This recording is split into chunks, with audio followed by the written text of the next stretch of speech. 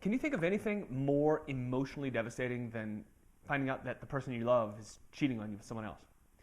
My name is Michael Griswold from reunitedrelationships.com, and in this video, I'm going to discuss with you how to save your relationship after there's been cheating, and the one question that you need to ask to know whether the relationship is able to be saved.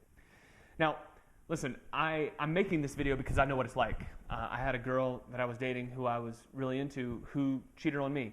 So I know how it feels, and I know the damage that can be done, right? For me, maybe this is the same for you. I started thinking, am I not good in bed? Did I not arouse her? Was I not attractive to her anymore? And all these things start to mess with your head, and it makes you want to go bonkers. But here's the tip for you if you've been cheated on. And you have to be willing to accept it in order to help you. But if you do, it gives you great freedom. And here it is. Why ever your boyfriend or girlfriend, husband or wife cheated on you has nothing to do with you. Now, in my situation, that might be hard for you to swallow, but it has nothing to do with you. In my situation, I had been negligent, right? I hadn't treated her with affection. I hadn't been loving to her. And as a result, she sought it out somewhere else. So even though, there were things I could have done better, there were things that I could have done differently and should have, her cheating on me was all on her. That was her decision. I didn't make her do it, and she could have handled it differently. So as soon as I didn't take it personally, like something she was doing to get at me, then it was a whole lot easier. And then the question that I had to ask myself, and the question that you need to ask yourself is this: if you want to make this relationship work, are you willing to never, ever bring this up again? Here's what happens a lot of times. Couples are together, one partner cheats, the other one wants to make it work, so they forgive and get back together. But they always, you know what it's like? You always hold this over their head, right? Like you've always got an ace in the hole and always a card to play. If you do that, then your relationship will suck and it will never be satisfying. You'll end up breaking up and you'll end up carrying that baggage into your next relationship and it'll be miserable.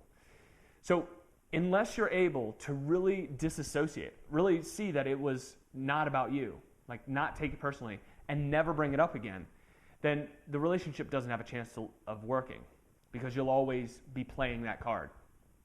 So how do you be able to get over it and never bring it up again?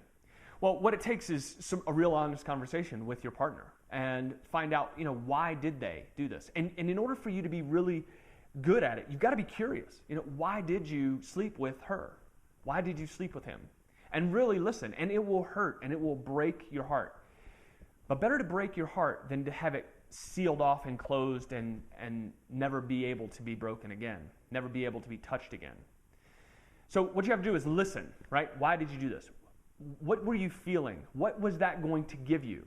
What did you feel like you would get out of it? And all of these things give you clues as to why they were dissatisfied.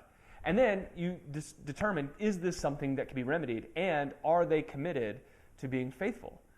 Now, you can't do anything about that. You can't make them be faithful, and you can't make sure that they don't, and you can't check in their phone or stalk them or anything like that. You have to come to this conclusion: am I going to believe them? And if you're not, then save yourself the trouble.